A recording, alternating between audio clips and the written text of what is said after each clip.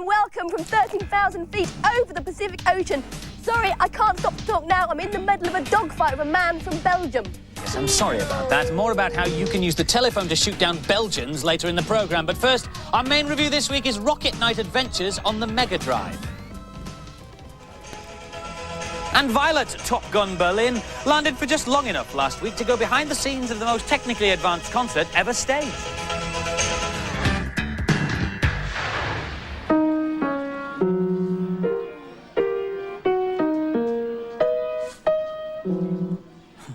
Well, if that's the nearest you get to musical composition, 2 or 3 notes on a piano and anybody within earshot runs for cover with their fingers in their ears, then what you need is this, the Deluxe Music Construction Set 2. Now, if you remember the original, you will realise that this has taken 7 years to come out. But when you see what the software is capable of, you will understand why. Well, it's just something by some unknown pianist called Scott Joplin. I don't think he'll do anything. But if you want to compose your own masterpiece, it couldn't be easier. We'll just stop Mr. Joplin in mid-stride here, and all you've got to do is select the note you want, crotchet, quaver, breve, semi-breve, and simply use the mouse to put it on the stave exactly where you think it should go. You hear the appropriate note as you do it, and if that wasn't easy enough, it gets simpler. Take the melody straight from the piano keys down the bottom here, and the computer will put the notes on the stave in the appropriate place. Then play it back to yourself. Anything you can do musically, this thing can do. In fact, you can even change the tempo. Now, I thought that was a bit slow, so if we change the tempo here, we play back my fabulous composition and just make it a little bit faster. Still sounds pretty dreadful, though, doesn't it? The best, though, is yet to come, and to show you that bit, I've got to get rid of my fabulous musical score and make way once again for Mr. Joplin. Now, Mr. Joplin wrote Cleophas originally for the accordion, but we can soon do something about that. Let's just go along here, and it's a set instrument, and we can change that accordion to anything we like. Banjo, no. Bass, no. Oh, yes, there we are, steel drums. And so now, ladies and gentlemen, I give you Cleophas by Mr. Scott Joplin, now on the steel drum. And on that note, Violet Berlin. Amazing. Our main review this week is Rocket Knight Adventures on the Mega Drive. Its hero, Sparkster, is the last in a long line of ancient and venerable rocket knights, so called because of their rocket-powered backpacks. Here's the intrepid Robert. This is a very interesting game. It has all the elements of a first-class platformer. It keeps you on your toes all the way through. This is the start of level 2. There is a boss at the beginning of it, which is quite unusual, as it usually comes at the end. Sparkster is the main character in the game. While you move him, every part of his body moves. He has a jetpack on his back which will fire him up into the air or along the ground. You can use it to get up to great heights, which I've just used. He has a tail which you can cling on to ropes and trees and things. This is level 5.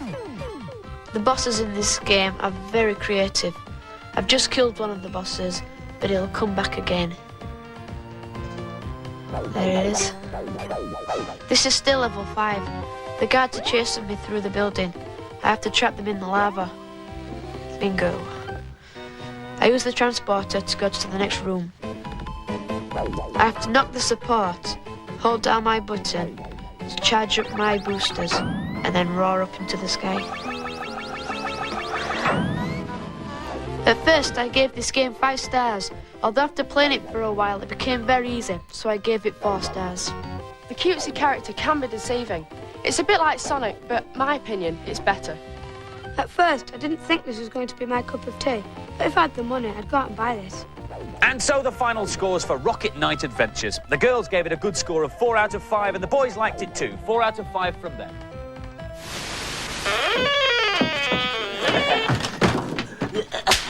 Thank you, Fertilers, and welcome to the most technically advanced concert ever staged.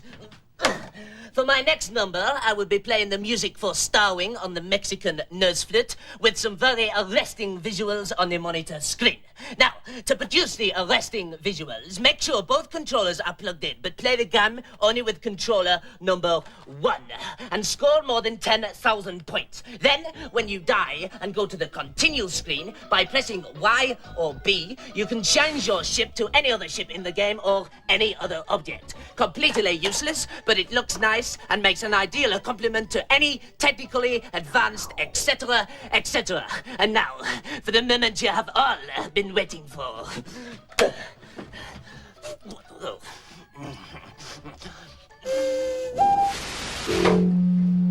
2, 1, 2.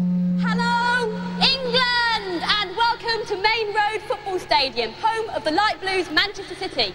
Today it's home to a different kind of team, the road crew of keyboard wizard Jean-Michel Jarre, who's touring Europe this autumn, playing with a cast of thousands to an audience of millions. A major tour like this one is planned like a military operation. Like a small army, they bring their own catering, security and power. They used enough scaffolding to cover the Houses of Parliament and Big Ben. No wonder he's worn out. Jean-Michel Jarre's already directing operations to the stage crew and the band, who are getting ready for the sound check.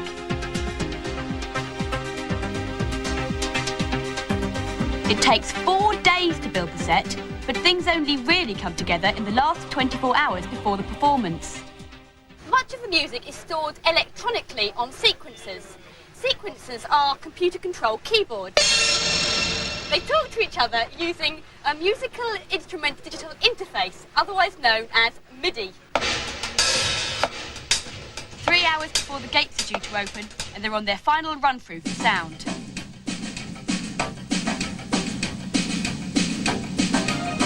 There was a rehearsal last night just for lighting, but because of the complexity of the show, the sound check can take longer than the event itself. N'oubliez pas le compte, s'il vous plaît. On va faire le prochain maintenant. I managed to snatch a few seconds with the man responsible for the tour's smooth running, technical coordinator Simon Ransom. This is where we control and process most of the visual effects of the show. Control for lights, sound, slides, all that sort of stuff is done from the 2 towers. And then above us we have the lasers, the slide projectors, a lot of specialist lighting effects that we use for throwing images out against the stage and against the screens that we have up there. The show relies on MIDI. Each component of the show uses the time code of the MIDI signal as a reference point. So here's the time code, 10 hours, 7 minutes, 54 seconds, and the frames keep going round. The frame's a 25th of a second. So if the drummer decided to hit the cymbal now, then that might trigger off laser animations or fireworks or a sequencer. The musicians on stage play live on top of all the pre-arranged events, and that's the crux of it. All everybody else has to do is follow their cue. The gates are about to open. I've just got time to ask Jean-Michel what he thinks about the people who say that computers are killing music. They're wrong because the emotions or lack of emotion is not the responsibility of the instrument, but the responsibility of the guy behind the instrument anyway, whatever it is, a tam-tam or a piano or a computer. The main difference between electronics and acoustics is the fact that with electronics you can be your own craftsman, you can shape your own sound, you can create your own sounds exactly like a painter is able to create colors. I mean, most of the time in rock concert outdoor, I mean, the performer is as big as an ant on the stage and people can hardly see or hear anything. And in that case, I try to start from my music as a musician and then to try to compose the visual track. Like when you are doing a movie, you do the soundtrack. In my case, I make the music and then I try to compose the visual track.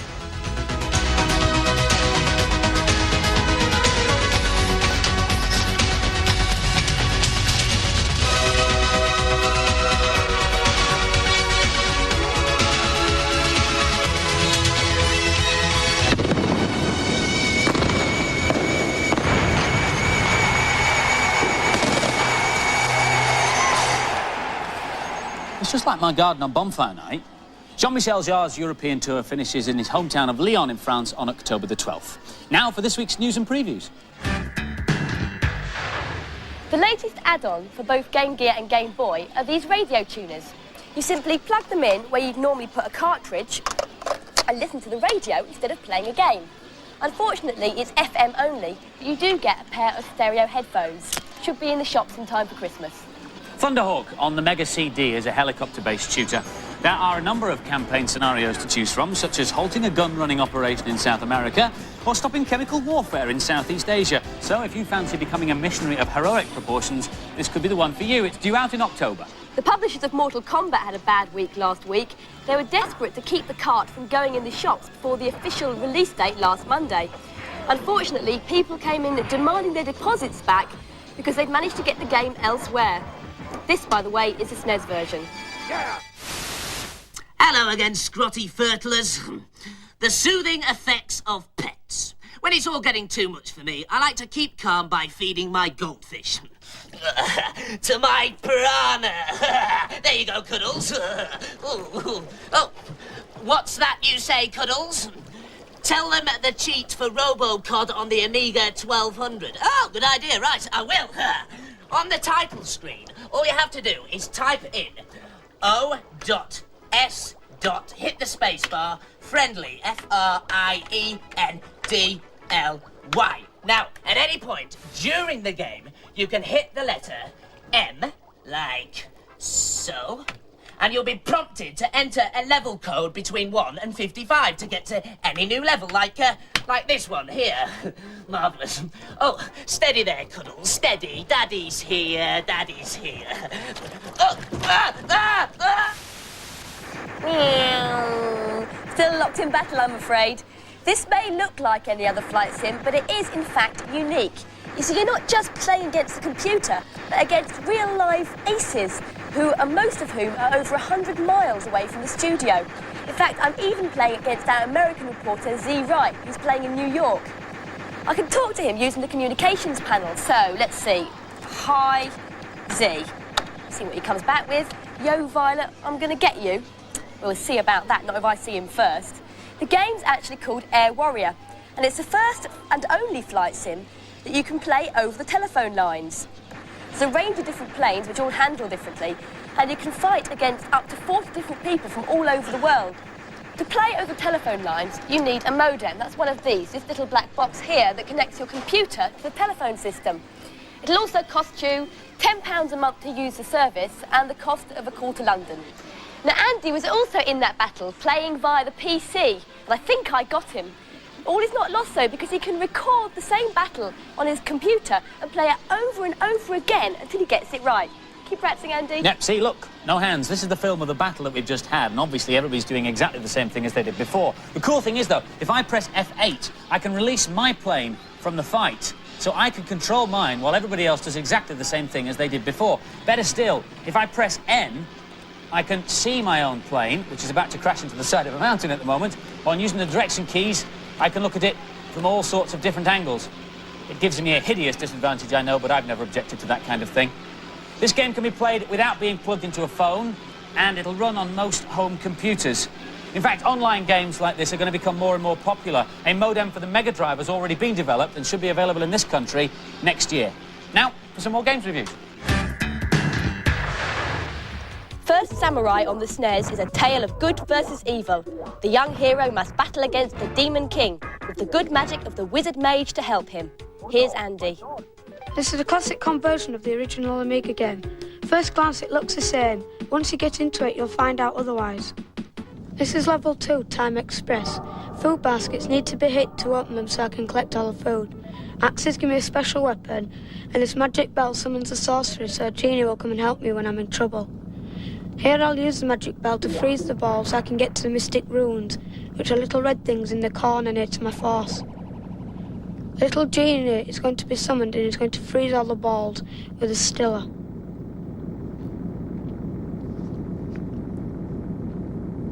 I have to hit the balls to get past them, otherwise they will drain my energy, which is in the bottom left. Little stars flying about regain my force. Here I've broke through the wall with the mystic to get a mystic rune. I did this by summoning my sorcerer with the bell. My sword is going to go because I've lost all my life. It will regain again when I get some more diamonds when I kill some more baddies. Breaking through windows can earn you food, points or some extra baddies to kill. All in all, a good game, but definitely one for those who want a challenge.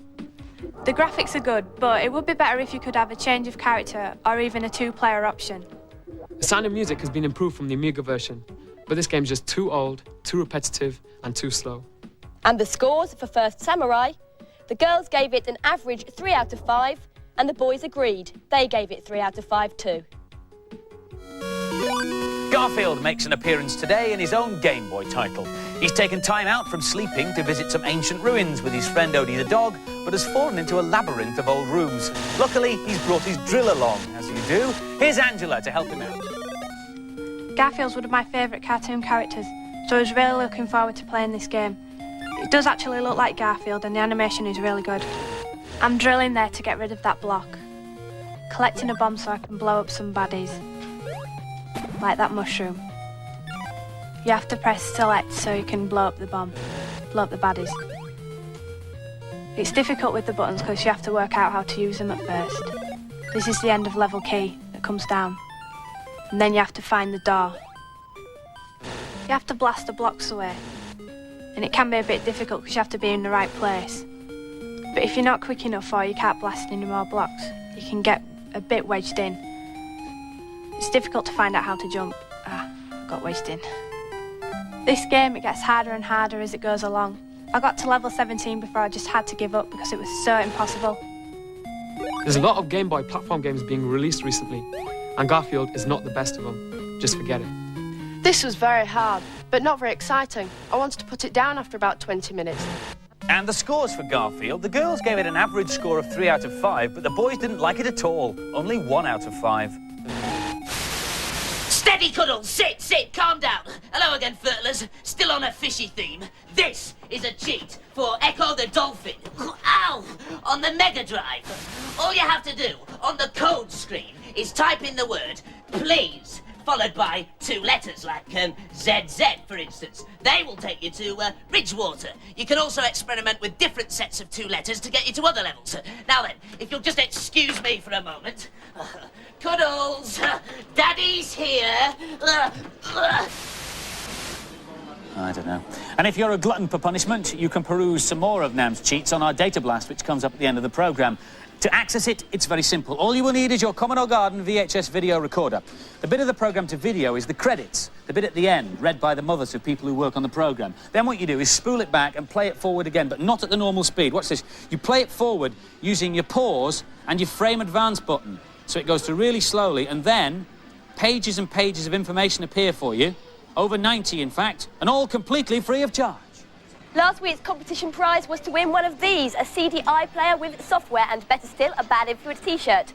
The question was, what do the initials FMV stand for? And the answer is Full Motion Video. The winner was Helen Thompson from the Isle of Man, and the prize will be winging its way to you. Congratulations.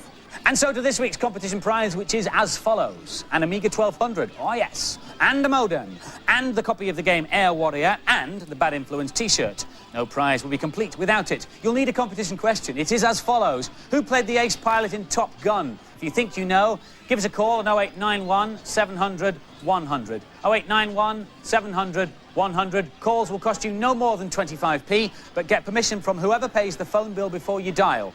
Lines, incidentally, stay up until midnight on Monday. Just before we go, have a look at this. Sunshine, please. It is the latest and greenest way to play your Game Boy. It's a solar battery pack.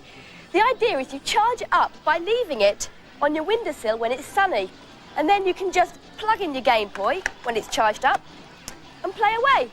Unfortunately, it's only available at the moment on import from Japan, where presumably they have better weather than us. Take it away, Andy. That's it from us. Bye. Singing in the rain, just singing in the rain. Sorry, Jean.